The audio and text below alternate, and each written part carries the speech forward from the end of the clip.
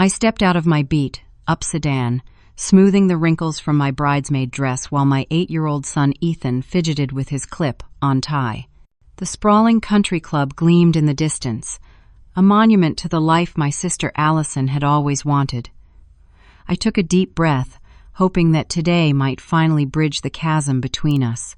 Despite everything, I had accepted her invitation to be part of her wedding to Jackson, the investment banker who had swept her off her feet last year. I watched my mother Margaret rush past us, barely acknowledging Ethan as she fussed over flower arrangements and greeted wealthy guests. The diamond bracelet on her wrist caught the sunlight as she embraced Jackson, her eyes gleaming with approval. Still, I held on to hope that this celebration might heal our fractured family.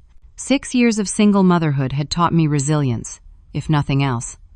When Tyler walked out during my second trimester after learning about Ethan's potential developmental issues, I thought my world had ended. I was 24, suddenly alone, and facing a future nothing like the one I had planned. My family made it abundantly clear that I had confirmed their lowest expectations of me. "This is what happens when you rush into things," my mother had said, refusing to look at my ultrasound photos. "Your sister would never make such a reckless mistake." Allison, 2 years younger but always portrayed as infinitely wiser, had just started dating Jackson at that point. She sat beside our mother, nodding in agreement while scrolling through her phone. "You should consider all your options," she suggested, her tone making it clear which option she thought best. I chose my son instead, and every hardship that came with that decision. The following years were a blur of overnight shifts at the hospital, where I worked as a nursing assistant, community college classes whenever I could schedule them, and learning to navigate the early intervention services Ethan needed for his moderate learning disability. I built a life for us, modest but full of love, while maintaining minimal contact with my family. The invitation to be a bridesmaid had come as a surprise 3 months ago. It arrived on heavy cream cardstock with gold foil lettering, Allison's elegant handwriting on the enclosed note suggesting we put the past behind us for her perfect day. "Mom thinks it would look strange if you weren't included," she admitted during our first dress fitting. "Family appearances matter to Jackson's people." Despite the transparent motivation, I agreed. Partly for Ethan, who deserved to know his extended family, and partly because some naive part of me still yearned for acceptance. The financial strain of the expected gifts, required shoes, mandatory spa days, and contribution to the extravagant bachelorette party in Miami had depleted my savings, but I told myself it was an investment in family healing. The day before the wedding, we arrived for the rehearsal dinner at Jackson's family estate. Ethan was wide-eyed at the sprawling gardens and Olympic-sized swimming pool. "Is this where Aunt Allison is going to live, Mom?" he whispered, his small hand clutching mine. "Yes, sweetheart. After tomorrow, this will be her home," I answered, trying to keep any trace of envy from my voice. The rehearsal went smoothly until I was directed to the bridal suite to try on my final altered dress. The other bridesmaids, mostly Allison's sorority sisters and Jackson's female relatives, were already dressed in identical flowing gowns of pale blue chiffon that complemented their figures perfectly. My garment bag waited on a separate rack, my name written in what looked suspiciously like different handwriting than the others. When I unzipped it, I couldn't believe what I saw. The dress was technically the same design, but it looked nothing like the others. Where theirs were sleek and flattering, mine ballooned outward from excessive fabric. The seamstress had obviously added rather than taken in material, making it at least 3 sizes too large. The neckline had been altered to rise almost to my chin, while a bizarre ruffle had been added around the waist, exactly where it would make me look widest. "There must be a mistake," I said, holding up the monstrosity. "This isn't what I was fitted for." Allison glided over, her expression a perfect mask of concern. "Oh, Priscilla, the seamstress mentioned she made some adaptations for comfort, to accommodate your body type." Her eyes flicked meaningfully to my midsection, though I was only a size 10 to her size 4. Behind her, 2 bridesmaids exchanged glances and poorly concealed snickers. I realized with sickening clarity that this was no mistake. The dress had been deliberately altered to make me look as unappealing as possible. "I can't wear this," I stated flatly. "Well, the wedding is tomorrow, and there's no time for changes," Allison replied with a shrug that didn't quite mask her satisfaction. Unless you'd rather not participate? I'd understand if you feel uncomfortable standing up there with us. The challenge in her eyes was clear. She expected me to back out, to create the scene that would confirm her narrative of me as the difficult, ungrateful sister. I thought of Ethan. How excited he was about being part of a big family event, how he had practiced carrying the rings with such seriousness. "It's fine," I said through gritted teeth. "I'll make it work." Allison's momentary flash of disappointment told me everything. This had been the first test, and by refusing to react as expected, I had spoiled her initial attempt to exclude me. I didn't realize then that it was just the beginning of what would become the most humiliating day of my life. The morning of Allison's wedding dawned bright and clear, the kind of perfect spring day that wedding photographers dream about. I woke early in the modest hotel room I'd splurged on to be close to the venue, gently rousing Ethan, who was curled up beside me. "Today's the big day, buddy," I said, brushing his sandy blonde hair from his forehead. "Remember everything we practiced?" Ethan nodded solemnly. "Walk slowly, hold the pillow flat, and hand the rings to Uncle Jackson when Pastor Mike asks for them." "Perfect," I smiled, pushing aside my own anxiety to focus on making this a positive experience for him. "And what are we going to do if anyone says anything that makes us feel bad?" This was our practiced routine, developed after too many encounters with playground bullies who noticed his slight stutter and occasional difficulty following multi-step instructions. "We remember that their words tell us about them, not about us," he recited, though his small brow furrowed. "But Mom, they're family. Family is supposed to be nice, right?" The innocent question pierced my heart. Yes, they should be. And today, let's give them every chance to be exactly that. After a quick breakfast, we headed to the country club where the ceremony would take place. The bridal suite was chaos when we arrived. Hairstylists, makeup artists, and photographers circled the bridal party while champagne flowed freely despite the early hour. Finally, my mother Margaret remarked as I entered. Her critical gaze swept over me before landing on Ethan. "Is he ready for his part?" "We can't have any mistakes today." "He's practiced extensively," I assured her, placing a protective hand on Ethan's shoulder. "He takes his responsibility very seriously." She responded, clearly unconvinced. "Well, the child wrangler will keep an eye on him. You need to get ready. You're already behind schedule." The child wrangler turned out to be a college-aged cousin who was glued to her phone and barely acknowledged Ethan when I reluctantly left him in her care. The next 2 hours were an exercise in restraint as I endured having my hair styled in a deliberately unflattering updo that the stylist insisted was what Allison specified for use specifically, and makeup that somehow made me look both washed out and overdone. When I finally squeezed into the sabotaged bridesmaid dress, the full effect was worse than I'd feared. Next to the other bridesmaids, who looked ethereal in their perfectly tailored gowns, I resembled nothing so much as a frumpy, middle-aged chaperone. "Don't worry," said Tiffany, one of Allison's sorority sisters, with false sweetness. "No one will be looking at us anyway. All eyes will be on the bride." "Besides," added Jessica, another bridesmaid, "the photographer can work wonders with editing these days." Their thinly veiled insults continued throughout the pre-ceremony photographs, which seemed designed to highlight the contrast between my awkward appearance and their polished perfection.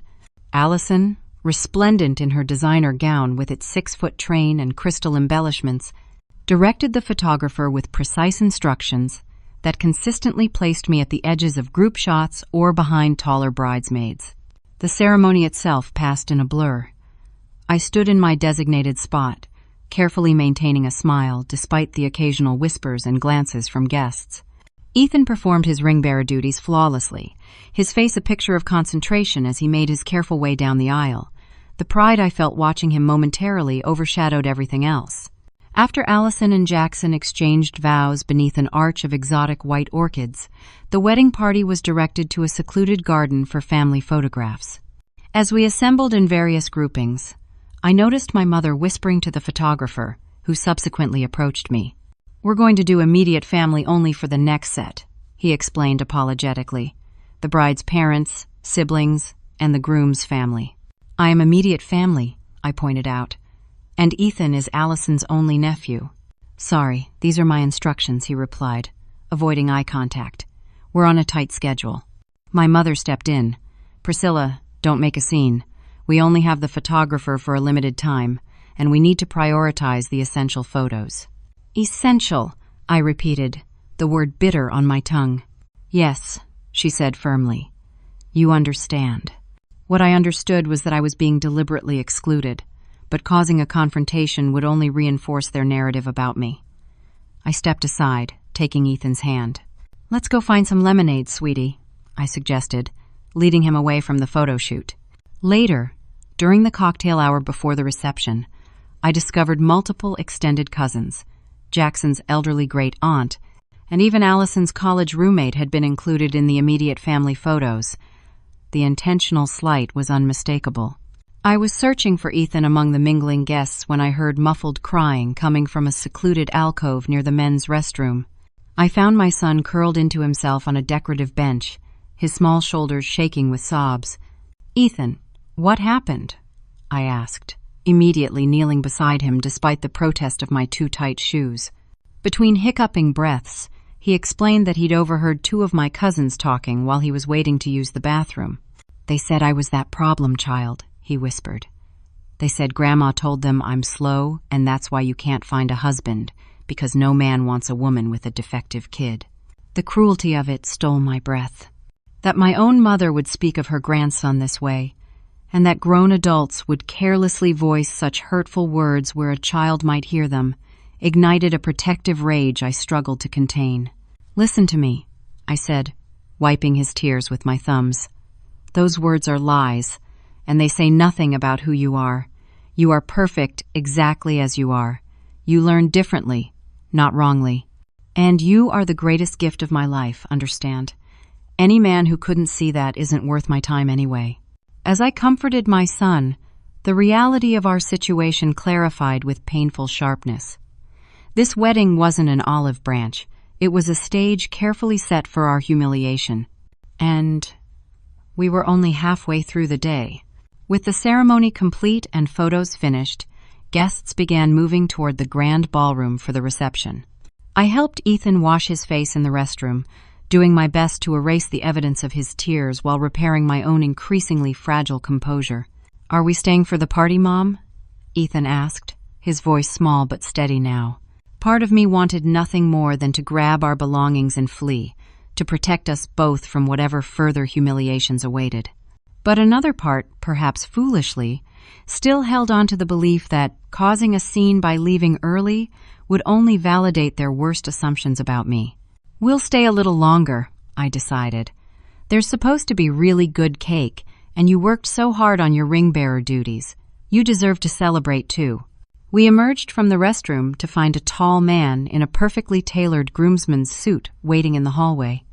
He straightened when he saw us, offering a tentative smile that reached his warm brown eyes.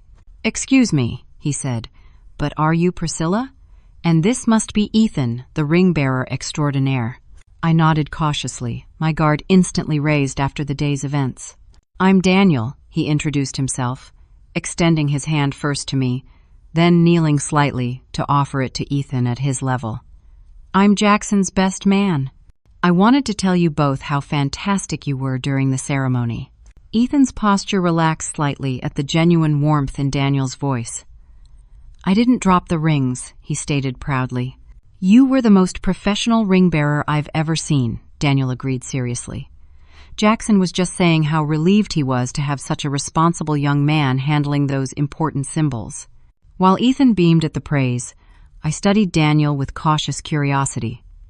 Unlike the other members of the wedding party, his kindness seemed unforced, his smile reaching his eyes without a hint of condescension. That's kind of you to say, I replied, still wary of hidden motives. I actually wanted to speak with you about something, Daniel continued, his expression growing slightly more serious. He glanced at Ethan, then back to me. My youngest brother has a learning profile similar to what I think your son might have. I recognize some of the signs from my own childhood, too. My defenses immediately flared. Is that what everyone's been discussing behind our backs? Daniel looked genuinely startled by my reaction. Not at all. I only noticed because of my background in child psychology. I work with kids who have various learning differences. He reached into his pocket and produced a business card. I specialize in helping families navigate the educational system to get proper accommodations and support. I stared at the card, Daniel Wilson, Ph.D., child psychologist, feeling slightly ashamed of my sharp response. "I'm sorry," I said, accepting the card. "It's been a challenging day, and I'm a bit on edge." "No apology needed," he assured me. "From what I've observed, you've handled a difficult situation with remarkable grace." His comment made it clear he'd noticed the undercurrents of tension and the various slights. The validation from an objective observer was unexpectedly comforting. "Would it be okay if I told Ethan about some of my experiences?" Daniel asked, showing a sensitivity I hadn't expected. At my nod, Daniel knelt down to Ethan's eye level. "You know, when I was about your age, I had trouble with reading and following directions sometimes. My teachers thought I wasn't trying hard enough, but really my brain just worked differently." Ethan's eyes widened. "Me too. Did you get in trouble a lot?" Daniel nodded. "Sometimes. But then I got the right kind of help, and I discovered that having a different kind of brain can actually be a superpower when you learn how to use it right." "A superpower?" Ethan repeated, clearly intrigued. "Absolutely. I notice things other people miss. I can solve problems in ways that surprise everyone, and now I help other kids find their superpowers too." The genuine connection forming between them brought tears to my eyes that I quickly blinked away. For years, I'd navigated Ethan's challenges alone, advocating fiercely for him in a system that often seemed designed to make him feel lesser. To encounter someone who intuitively understood and validated our experience was more meaningful than Daniel could possibly know. Our conversation was interrupted by the wedding coordinator announcing that the wedding party needed to line up for the reception entrance. Daniel gave Ethan a friendly fist bump before turning to me. "Save me a dance later?" he asked with a smile that seemed to hold no ulterior motives. "I'd like that," I found myself answering honestly. As Daniel headed toward the ballroom, Ethan tugged my hand. "I like him, Mom. He doesn't talk to me like I'm a baby or like something's wrong with me." "I noticed that too, buddy." We were directed to our assigned table, positioned far from the wedding party and main family tables, instead placed with distant acquaintances and workplace colleagues of Jackson's who clearly had no idea who we were. The slight was obvious, but after Daniel's kindness, it somehow stung less. Throughout the elaborate 5-course meal, I occasionally caught Daniel watching us from the head table, his attention particularly noticeable when my mother made her rounds to each table but conspicuously skipped ours. Once, when Allison was accepting compliments near our section, I overheard her introduce another bridesmaid to several guests, while I stood just 3 feet away, invisible. Between the salad and main course, I excused myself to use the restroom. Taking a shortcut through a service hallway to avoid the crowded main corridor, I froze when I heard familiar voices around the corner. "Everything's going perfectly," my sister's voice carried clearly. "Wait until the speeches. That's going to be the highlight." "Are you sure about this, Allison?" my mother responded, her tone more cautious than disapproving. "Some of the guests might find it a bit much." "Oh, please, Mom. Everyone knows Priscilla's situation. I'm just acknowledging the elephant in the room with a little humor. Besides, you helped write some of the best lines." "True," my mother agreed, laughing softly. "The one about her being a used product but still functional is genius. And mentioning the defective son, Jackson's conservative relatives will eat it up," Allison interrupted. "They're all about traditional family values. This will show them where we stand while giving everyone a good laugh at her expense. It's what she deserves after all the attention she's stolen over the years with her drama and poor choices," my mother added. "Always needing special help, special consideration." "Exactly. Now she can help make my wedding memorable. Everyone will be talking about my speech for years." Their voices faded as they moved further down the hallway, unaware of my presence.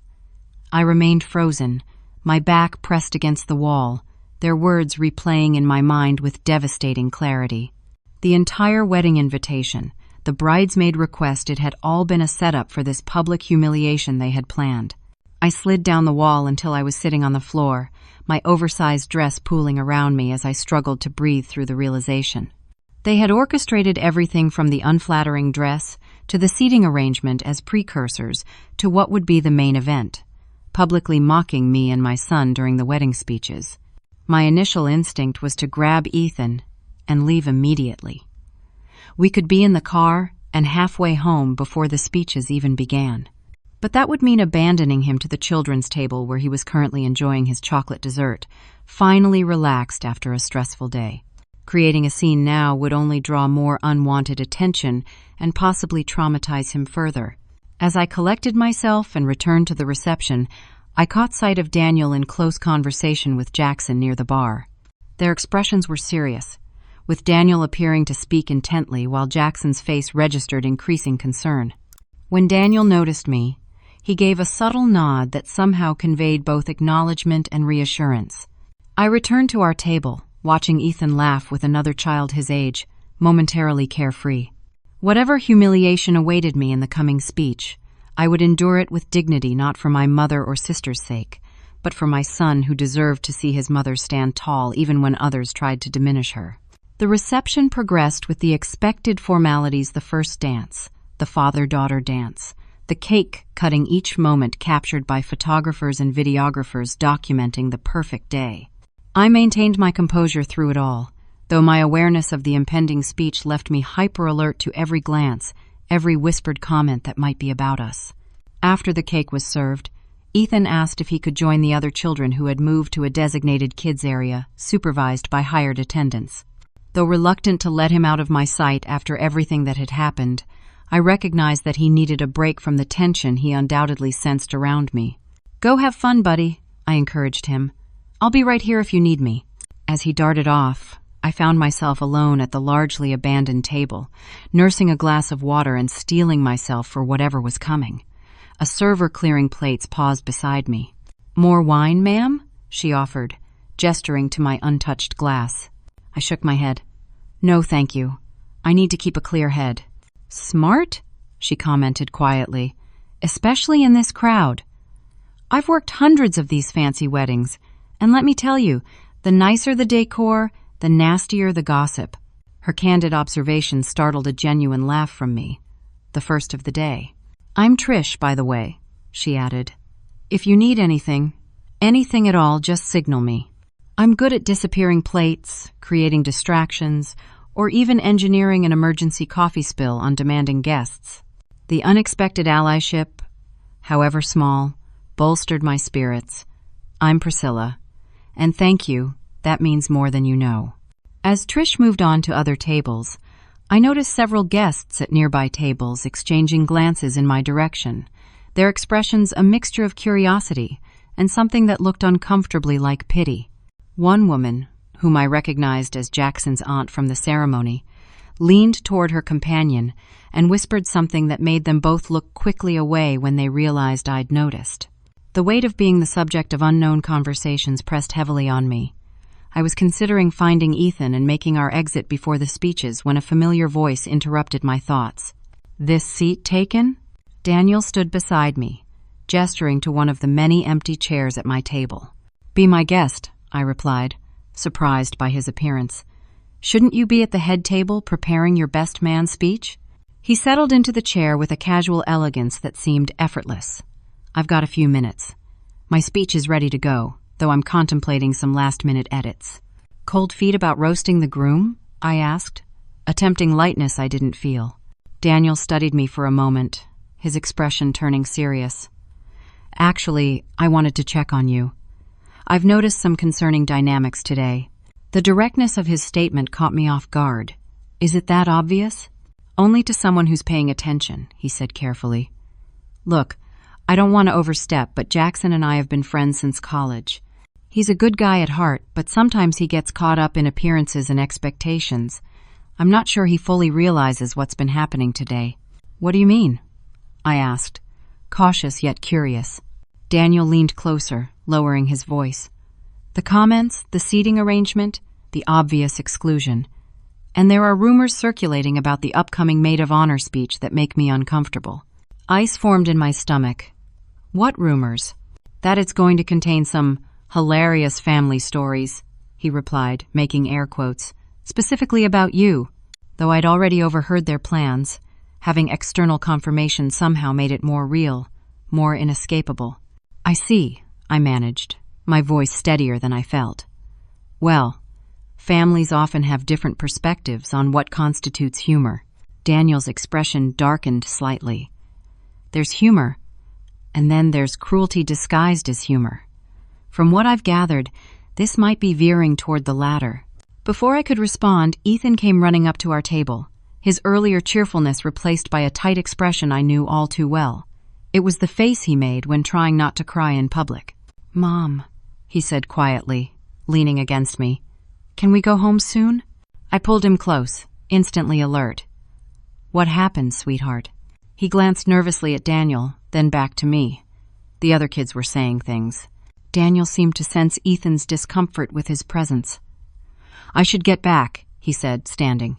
"But I meant what I said earlier. And Ethan, it was great talking with you. Remember what I said about superpowers, okay?" After Daniel left, Ethan climbed onto my lap despite being a bit too old for it, something he only did now when truly upset. "What did the other children say?" I asked gently. His lower lip trembled slightly. "Cousin Emma and Cousin Jake said their mom told them I shouldn't exist. They said you tricked my dad into having me and that's why he left." His voice dropped even lower. "They said Grandma told everyone, I'm the reason you can't get a husband, because no one wants a kid who's not right in the head." Each word was a dagger. That children would parrot such vicious adult gossip was bad enough, but knowing the source was my own family made it unbearable. "Those are terrible lies," I said firmly, struggling to keep my voice even. "Your father made his own choices, and none of them were because of you. And there is absolutely nothing wrong with your head. You learn differently, that's all. It's like Daniel said, it can even be a superpower." Ethan nodded against my shoulder, but I could tell the damage had been done. Words had power, especially cruel ones directed at a child still forming his sense of self. "Would you like to leave?" I offered, prepared to make our escape before the speeches began. To my surprise, Ethan straightened slightly. "No, you said we should stay for the cake, and I didn't finish mine yet. And you look pretty today, Mom, even if your dress is weird." His innocent assessment of my sabotaged attire nearly broke the dam holding back my emotions, but I managed a genuine smile. "Thank you, buddy. That's the nicest compliment I've had all day." As Ethan returned to his dessert, now seated beside me rather than rejoining the children, I noticed Daniel approaching our table again, his expression troubled. "Everything okay?" he asked, his concern clearly genuine. "Just some unkind words from cousins," I replied vaguely, not wanting to elaborate in front of Ethan. Daniel nodded in understanding. "I heard similar things circulating among some of the older guests. For what it's worth, I think it says a lot more about the people spreading those rumors than it does about either of you." "I appreciate that," I said sincerely. He hesitated, then added, "I also wanted you to know that I've spoken with Jackson. He seemed troubled by some of what I shared with him about today's events. I'm not sure if it will make a difference, but he at least knows now." Before I could respond, the wedding coordinator began tapping a glass, signaling for attention. "Ladies and gentlemen, if you could please take your seats, it's time for the toasts and speeches." Daniel gave my shoulder a reassuring squeeze before returning to the head table.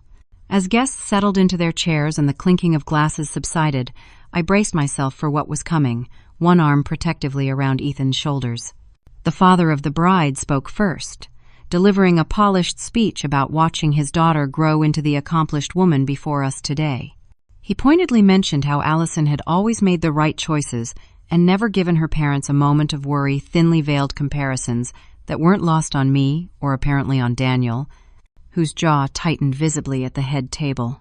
After polite applause, the microphone was passed to Allison for the maid of honor speech she would give in place of having me, her only sister, deliver it. As she stood, flashing her perfect smile to the admiring crowd, I felt a strange calm settle over me. Whatever came next, I would endure it with dignity, if only to show Ethan that cruelty doesn't deserve the power we give it by breaking under its weight.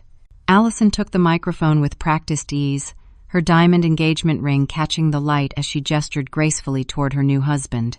The perfect bride in her perfect gown, about to deliver what many guests undoubtedly expected would be the perfect speech. "First, I want to thank everyone for joining us on this special day," she began, her voice carrying clearly through the ballroom. "Jackson and I are overwhelmed by your love and support." She continued with the expected platitudes, thanking parents, acknowledging special guests, and sharing a tasteful anecdote about how she and Jackson met at a charity gala. Her delivery was polished, undoubtedly rehearsed in front of a mirror, until every pause and smile was calculated for maximum effect.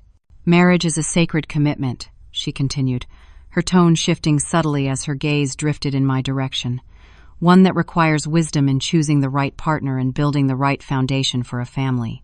My stomach tightened as I recognized the transition into what I knew would be the true purpose of her speech. "Speaking of family," Allison continued, her smile taking on a sharper quality, "I'd like to take a moment to acknowledge my sister, Priscilla." A spotlight suddenly illuminated our table, catching me in its harsh glare. Heads turned, all eyes now on us as Ethan pressed closer to my side, sensing the shift in atmosphere. "For those who don't know her, my sister has lived what you might call an alternative lifestyle," Allison said, pausing for effect as scattered chuckles rippled through the audience. "She's a cautionary tale, really, a living example of how life can go when you don't plan properly." The room grew uncomfortably quiet, the kind of silence that falls when people sense they're witnessing something inappropriate but are too uncertain or curious to intervene. "Priscilla is what we delicately call a single mother," Allison continued, emphasizing the words as if they were a diagnosis of some shameful condition. "Unwanted by anyone, including the man who fathered her child." "Does anyone want to pick her up while she's here?" She glanced around the room with exaggerated expectation. "No? Well, she'll be available after the reception. Wedding leftovers, you might say." Nervous laughter rippled through sections of the crowd, though I noticed many guests shifting uncomfortably in their seats. At the head table, Daniel was rigid with tension, while Jackson stared at his new wife with an expression of growing disbelief. "Mommy, why is Aunt Allison being mean?" Ethan whispered, his small face a picture of confusion. "Sometimes people say unkind things when they're unhappy inside," I whispered back, holding him close. "It's not about us, remember?" But Allison wasn't finished. She gestured toward our mother, who rose to stand beside her, both of them now looking in my direction with identical smirks. "Mom, you raised us both. What advice would you give to any single men considering taking on my sister?" Allison asked, extending the microphone. My mother took it with the confident air of someone accustomed to commanding attention. "Well, I always say honesty in advertising is important," she began, her voice carrying the practiced charm that had won her leadership roles in every social committee she'd ever joined. "Priscilla is what you might call a used product, but still functional." The cruel words hung in the air as she paused for effect, clearly enjoying the uncomfortable spectacle she was creating. "She even comes with a bonus," my mother continued, her voice dripping with false sweetness. "A defective son. Ha ha." The room filled with scattered laughter, though it sounded strained and uncomfortable. Some guests looked away in embarrassment, while others wore expressions of shock at the blatant cruelty. Beside me, Ethan's small body went rigid, his earlier confusion transforming into humiliated understanding as he realized they were mocking not just me but him. I sat paralyzed, the culmination of all my worst fears playing out in front of an audience of 200 people. The public confirmation of what my family truly thought of us struck deeper than I had imagined possible, despite years of subtle and not-so-subtle indications. That they would deliberately hurt a child their own flesh and blood for the sake of cheap laughter seemed beyond comprehension. In that terrible moment, as I struggled to find the strength to stand and walk out with whatever dignity I could salvage, something unexpected happened. Jackson slowly rose from his seat at the center of the head table. His expression had transformed from confusion to something harder, more resolute. The room gradually fell silent as guests noticed the groom standing, his posture rigid with what appeared to be barely controlled anger. With deliberate movements, he walked to where Allison and my mother stood, both of them watching with expressions of growing uncertainty. Without a word, he took the microphone from my mother's hand. The entire room held its breath, collectively sensing the dramatic shift occurring before them. When Jackson spoke, his voice was quiet yet carried clearly through the stunned silence. "I want to apologize to everyone here," he began, his gaze sweeping the room before settling on me. "I want to apologize especially to Priscilla and her son Ethan for what you just witnessed." Allison's perfectly made-up face contorted in confusion. "Jackson, what are you doing? It's just a little family humor." "No," he cut her off, his tone leaving no room for argument. "What just happened wasn't humor. It was cruelty, plain and simple. And I will not stand here on what's supposed to be the happiest day of my life and allow a child and his mother to be humiliated for entertainment." The silence in the room deepened as guests exchanged uncomfortable glances. My mother's expression hardened into something ugly, while Allison's face flushed with angry embarrassment. "My own mother," Jackson continued, his voice growing stronger, "raised me alone after my father abandoned us. She worked 3 jobs to give me opportunities, sacrificed everything for my future. She taught me that a parent's love and dedication have nothing to do with conventional family structures and everything to do with character." He turned to look directly at me now. "Priscilla, I don't know you well, but what I've observed today shows me a woman of remarkable strength and dignity. The grace with which you've handled yourself despite obvious attempts to humiliate you speaks volumes about your character." Tears I could no longer control slipped down my cheeks as this unexpected ally continued. "And Ethan," Jackson added, his voice gentling as he addressed my wide-eyed son, "from what I've seen, you're an exceptionally well-mannered young man who performed his ring-bearer duties perfectly.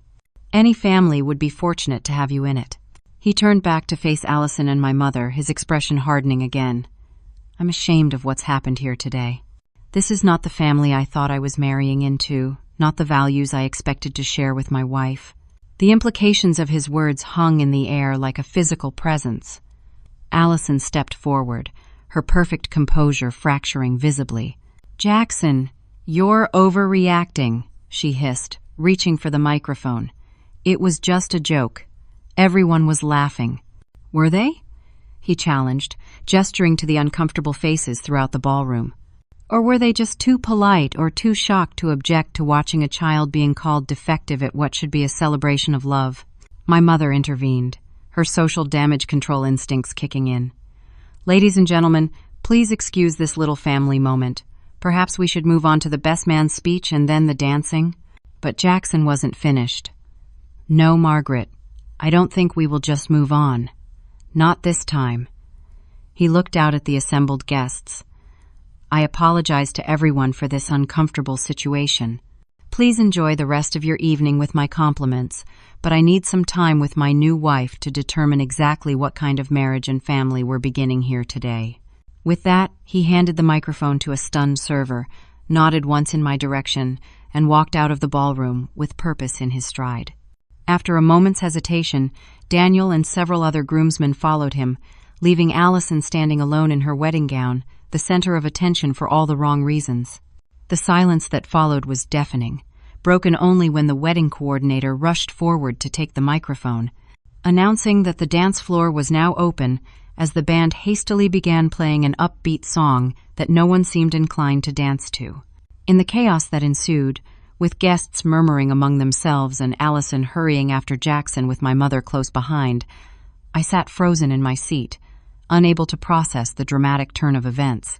The public humiliation I had feared had indeed come to pass, but so had something I never expected, a stranger standing up for us when my own family would not. Ethan tugged at my hand, his face a mixture of confusion and something that looked almost like hope. "Mom? Did the groom just say I did a good job with the rings?" "Yes, sweetheart," I managed through my constricted throat. "Yes, he absolutely did." The reception descended into awkward confusion. Guests clustered in small groups, conversing in hushed tones while occasionally glancing toward the doors through which Jackson had exited.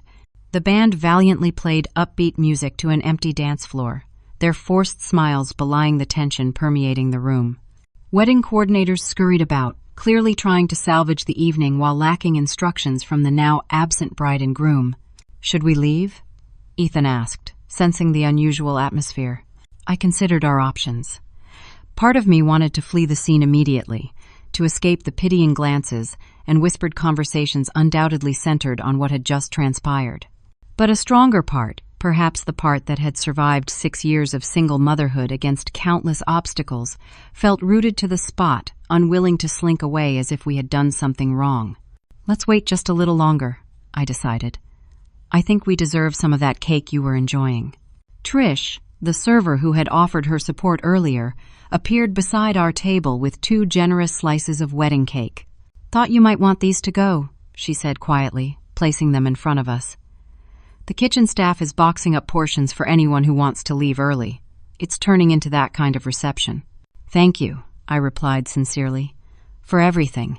She gave me a knowing nod before moving on to other tables. As Ethan and I gathered our belongings, preparing for a dignified exit, Daniel appeared at our table, slightly breathless, as if he'd been searching for us. "Priscilla," he said, his expression concerned. "Are you okay?" "I'm not entirely sure," I admitted honestly. "It's been quite an evening." He glanced at Ethan, who was carefully packaging his cake slice in a napkin, then back to me. "Jackson would like to speak with you, if you're willing. He's in the library just off the main foyer." My immediate instinct was to refuse. Despite his unexpected defense of us, Jackson remained my sister's husband, part of a family that had just publicly humiliated my son and me. "Why?" I asked cautiously. "He feels terrible about what happened," Daniel explained. "And I think there are some things you should know, things Jackson just discovered himself." He hesitated, then added, "I'll stay with Ethan if you'd like. We could check out the chocolate fountain I spotted near the terrace." Ethan perked up at this suggestion, looking at me questioningly. Despite everything, I trusted Daniel's genuine kindness toward my son.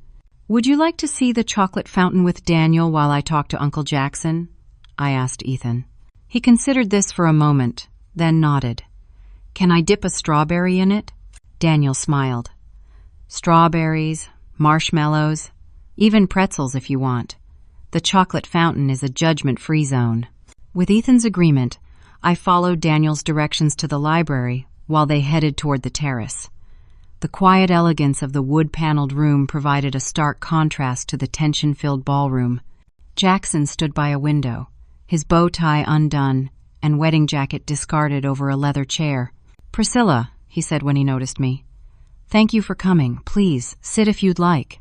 I remained standing, maintaining the distance between us. "Daniel said you wanted to speak with me." Jackson nodded, running a hand through his previously immaculate hair. "I owe you an apology. What happened tonight was inexcusable, and I'm deeply ashamed that it occurred at an event that bears my name." "You didn't write their speech," I acknowledged, though I remained guarded. "No, but I invited you to an event where you were deliberately set up for humiliation," he countered. And I was oblivious to it until Daniel opened my eyes to what was happening throughout the day. Before I could respond, the library door burst open as Allison stormed in, her wedding gown swishing angrily around her. My mother followed close behind, her earlier public persona replaced by barely contained fury. "There you are," Allison spat, glaring at Jackson before noticing me. "What is she doing here? Haven't you caused enough problems today?" "I invited her, Allison," Jackson replied firmly. "We need to address what happened." "What happened," my mother interjected, "was that you publicly humiliated your bride on her wedding day. Do you have any idea how this looks to our guests? To Jackson's family?" "How it looks?" Jackson repeated incredulously. "You're worried about appearances after you both stood there and called a child defective in front of 200 people?" "It was a joke," Allison insisted, though her voice held less conviction now. "People make jokes at weddings. It's tradition."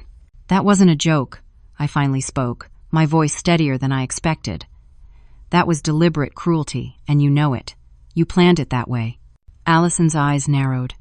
"Oh, please, Priscilla. Don't act so victimized.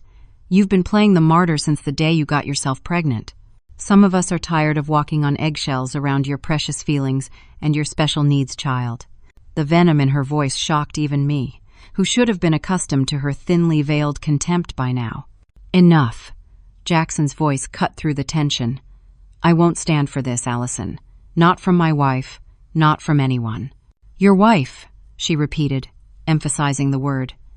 Remember that, Jackson. I'm your wife now, not my sister and her bastard son. The slur against Ethan snapped something inside me. 6 years of restraint, of turning the other cheek, of making excuses for their behavior in hopes of preserving some semblance of family for my son's sake. It all collapsed in an instant.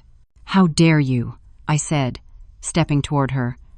How dare you speak about my son that way? He is a child, an innocent child who has done nothing to deserve your hatred. Hatred? Allison laughed bitterly. Don't flatter yourself, Priscilla. I don't hate you. I just think you're pathetic. Always have been. The needy one, the struggling one, the one everyone has to make allowances for. Even now, you're trying to steal attention at my wedding. Is that what this is about? I asked, suddenly seeing the pattern with painful clarity. You've resented me all these years because you think I received special attention? Don't psychoanalyze me, she snapped. You made your choices. You decided to keep a baby you couldn't afford with a man who didn't want you, and now you expect everyone to accommodate your mistakes. My son is not a mistake, I stated firmly. He is the best thing that ever happened to me, and I have never regretted choosing him for a single moment.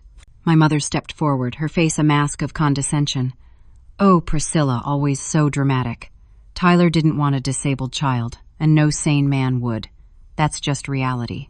We've been cleaning up your messes for years, managing family appearances despite your poor choices. Cleaning up my messes? I repeated incredulously. You've barely acknowledged Ethan's existence since he was born.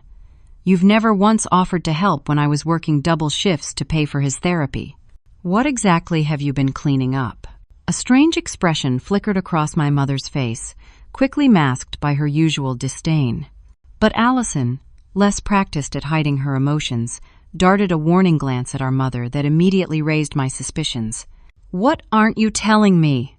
I demanded, looking between them. Nothing, my mother said too quickly. You're being paranoid as usual. But Jackson, who had been watching the exchange intently, spoke up. Actually, I'd like to know too. There's clearly something being hidden here. Allison turned on him furiously. Stay out of this, Jackson. This is family business. I am family now, he reminded her coldly. Or have you forgotten the vows we exchanged 2 hours ago? Their argument escalated, voices rising as accusations flew. In the midst of it, Daniel slipped into the library, his expression grave. Everything okay in here? He asked, though the tension in the room made the answer obvious. Where's Ethan? I asked immediately. With Trish, he assured me. She's showing him how the ice sculpture was made. He's fascinated. Relief washed through me, followed by gratitude that my son was spared this ugly confrontation. Daniel moved closer, speaking quietly. Jackson, there's something you should know. I was just talking to your cousin Malcolm. He mentioned some concerning communications between Allison and Tyler Davis over the years. At the mention of Ethan's father, my attention snapped fully to Daniel. Tyler? What about him? Allison's face drained of color. Malcolm needs to mind his own business. What communications, Daniel? Jackson pressed, his expression hardening. Daniel looked at me apologetically. Malcolm says he helped Allison set up a dedicated email account about 6 years ago. She told him it was for wedding planning, but he saw messages from someone named Tyler Davis asking about his son. The room seemed to tilt around me as the implication struck home. Tyler has been in contact? About Ethan? He's lying, Allison insisted, but her voice had lost its conviction. No, he's not, my mother interjected suddenly, her tone shifting to resignation. And this has gone far enough, Allison. She turned to me with an expression I'd never seen before, something almost like guilt beneath her usual imperious demeanor. Yes, Tyler reached out after Ethan was born. He changed his mind about not being involved. The revelation hit me like a physical blow. And you never told me? For 6 years? It was for the best, she insisted. He wasn't suitable. His family had no connections, no real prospects. You were better off without him complicating things." "That wasn't your decision to make!" I exclaimed, rage building inside me. "He is Ethan's father. My son has spent his entire life believing his father didn't want him." Allison rolled her eyes dramatically. "Oh, please, spare us the outrage. Tyler was a college dropout working at a garage. What could he possibly have offered except irregular child support that would have barely covered groceries?" Her dismissive attitude triggered a sudden suspicion. "Child support?" I repeated slowly. "Did Tyler send child support?" The momentary flash of panic on both their faces confirmed my worst fears before either could deny it. "He did, didn't he?" I pressed, fury building within me. "He sent money for his son, and you kept it from us." "It wasn't that much," my mother defended weakly, "and we put most of it aside for Ethan's future education." "Most of it?"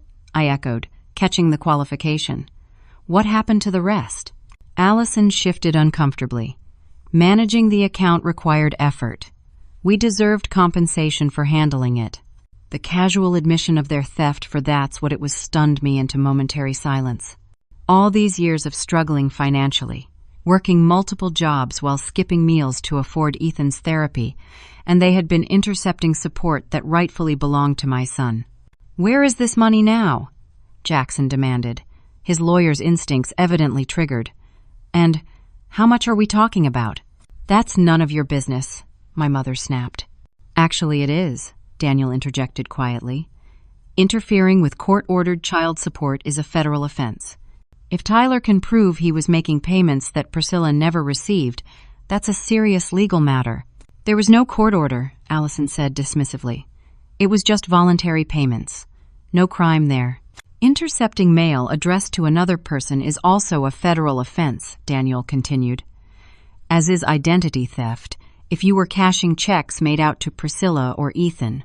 The color drained from my mother's face as the legal implications sank in. "We were trying to protect Priscilla from making more mistakes," she insisted. "Tyler wasn't reliable. He moved around, changed jobs. Sometimes months would pass with no payment." "That wasn't your decision to make," I repeated, my voice shaking with suppressed rage. "You stole from my son. You denied him a relationship with his father. You lied to me for 6 years while watching us struggle." The full weight of their betrayal crashed over me. Beyond the public humiliation, beyond the years of subtle degradation, this deliberate sabotage of my family struck at something fundamental. They had actively worked to keep Ethan and me isolated and struggling, all while presenting themselves as the responsible, respectable members of the family. "I want every record," I stated, my voice deadly calm now. "Every email, every check, every communication from Tyler. And I want the account information for wherever you've been keeping this supposed education fund." "Or what?" Allison challenged, though with less conviction than before. "Or I call the police right now and report the theft," I replied simply. "I'm sure the wedding guests would find that an interesting development." The threat of public exposure seemed to reach my mother where appeals to decency had failed. "There's no need for dramatics," she said quickly. "We can discuss this privately, as a family." "We're long past that point," I told her, a lifetime of suppressed anger finally finding its voice. "You are not my family. Not anymore. Family doesn't do what you've done to us." As the words left my mouth, I felt a strange lightness, as if naming this truth had released me from a burden I'd carried for years, the futile hope that somehow, someday, they would accept and love us as we deserved. Looking at their faces, I saw not family but strangers who had caused deliberate harm to the person I loved most in the world. And in that moment, I knew exactly what I needed to do. 6 months after my sister's disastrous wedding, I sat on a bench in the community park watching Ethan race across the playground with newfound confidence. The autumn sunshine caught in his sandy hair as he navigated the obstacle course he'd once found too challenging, his progress over these months nothing short of remarkable. "Mom, did you see?" he called out, beaming after successfully crossing the monkey bars for the first time. "I did it all by myself." "I saw, buddy," I called back, my chest swelling with pride. "That was amazing." Beside me on the bench, Daniel smiled, his hand resting comfortably next to mine. "His upper body strength has really improved," he observed. "The occupational therapy is working wonders." "Everything's working wonders lately," I agreed, still sometimes surprised by the positive turn our lives had taken since that fateful wedding day. The aftermath of the reception had unfolded with dizzying speed. Jackson, true to his unexpected principles, had postponed the honeymoon to help me navigate the legal complexities of what we discovered. His connections in the legal community connected me with a family attorney who specialized in cases involving financial exploitation. What emerged from the ensuing investigation surpassed even my worst suspicions. Tyler hadn't just sent occasional support payments, he had been consistently sending checks since Ethan was 3 months old, along with letters and photos of himself that my mother and sister had systematically intercepted. He had attempted to establish visitation rights multiple times, only to be told by my mother, pretending to represent me, that I wanted no contact. The education fund they claimed to have established contained less than $10,000, a fraction of what Tyler had sent over the years. Bank records eventually revealed that Allison had used substantial portions of the money to finance her lifestyle, including the down payment on her first condo and several luxury vacations. When confronted with the evidence, my mother and sister attempted to minimize their actions, insisting they had acted in my best interests. But the paper trail told a different story, one of systematic deception maintained over years while they watched us struggle financially. The most painful revelation came when we finally located Tyler. Now a successful mechanic who owned his own shop in Colorado, he had never stopped trying to be part of Ethan's life. The emotional first phone call between us cleared 6 years of misunderstandings in a matter of minutes. "I thought you hated me," he admitted, his voice thick with emotion. "Your mother told me you wanted nothing from me except money, that you'd call the police if I tried to see him. I thought you abandoned us when you found out about his learning differences," I confessed, still processing the elaborate web of lies that had kept us apart. "Abandoned you?" "Priscilla, I've sent birthday gifts every year, Christmas presents.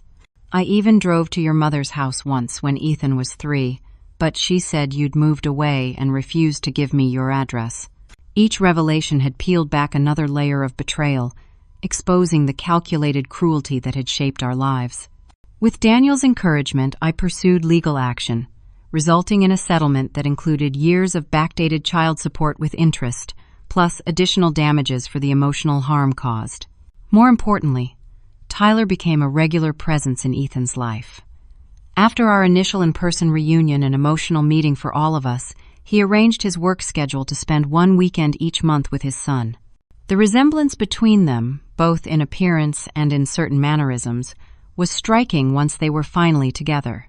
"He has my mechanical intuition," Tyler observed proudly during their 3rd visit, after Ethan had methodically disassembled and reassembled a broken remote control car. "That spatial reasoning is a gift, not a deficit." Hearing Ethan's learning differences described as gifts rather than deficiencies had reinforced what Daniel had been telling us all along, that different cognitive wiring brought unique strengths alongside its challenges. With proper support and understanding, Ethan was flourishing in ways the school system's one-size-fits-all approach had never allowed. That support now came from an unexpected network. Daniel's professional connections had opened doors to specialized educational resources I hadn't known existed. Jackson, despite ultimately separating from Allison just 3 weeks after their wedding, remained committed to helping us navigate the legal aftermath. Tyler contributed not just financially, but with genuine paternal interest and practical skills he could share with his son.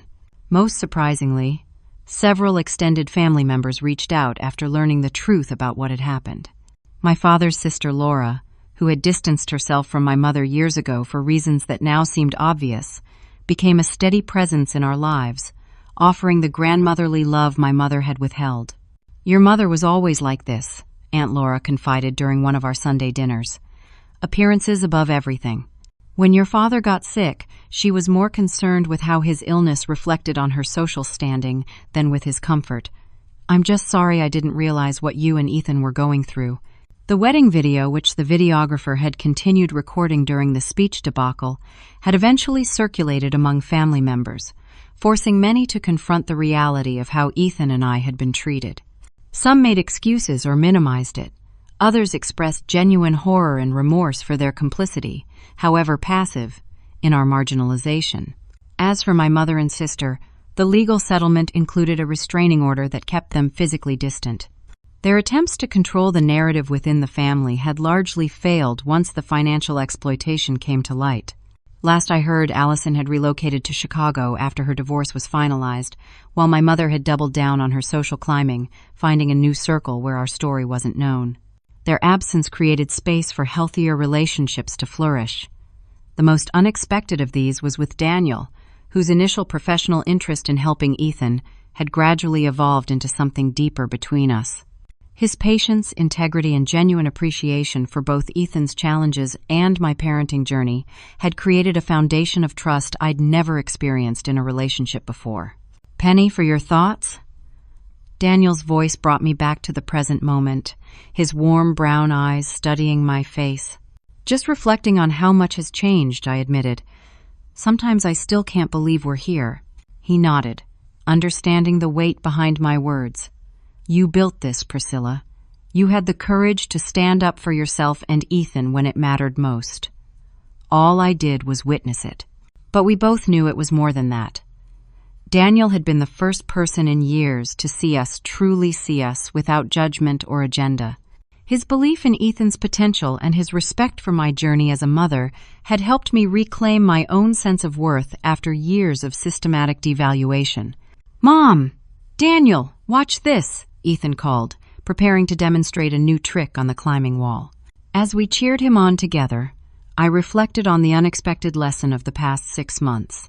Sometimes the family you're born into isn't the family you're meant to have. The people who should love you unconditionally can become the source of your deepest wounds, while strangers can step forward to offer the acceptance you've always deserved. The wedding that was meant to humiliate us had instead catalyzed our liberation. In losing what I had desperately tried to preserve, the illusion of family with my mother and sister, I had gained something far more precious: the truth, and with it, the freedom to build a life defined by authentic connections rather than obligation.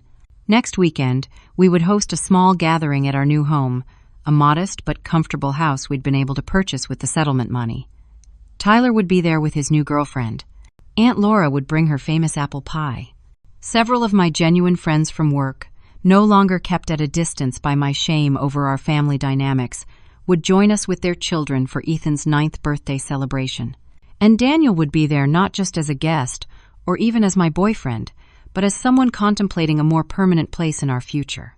The small velvet box I'd accidentally discovered while borrowing his jacket last week suggested as much, though I'd pretended not to notice. Ice cream before heading home? Daniel suggested as Ethan began making his way back to us, pleasantly exhausted from his playground adventures. Absolutely, I agreed, standing to gather our belongings. I think we've all earned a treat today.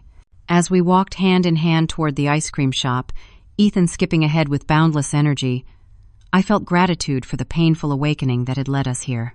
The public humiliation that was meant to diminish us had instead revealed our true strength and worth, not just to others, but more importantly, to ourselves. The journey hadn't been easy, and there were still moments when old insecurities tried to resurface. But with each passing day, the negative voices that had been planted in my mind grew fainter, replaced by the truth I now knew with certainty. We had always been worthy of love and respect exactly as we were. And in the end, that realization was worth every painful step of the journey. Have you ever had to make a difficult choice between maintaining a toxic family relationship or choosing your own well-being? I'd love to hear your thoughts in the comments below. Sometimes the hardest decisions lead to the most necessary growth. If this story resonated with you, please like, subscribe, and share with someone who might need to hear that standing up for yourself isn't selfish, it's essential. Thank you for listening to my journey, and I wish you the courage to honor your own worth, whatever challenges you might be facing.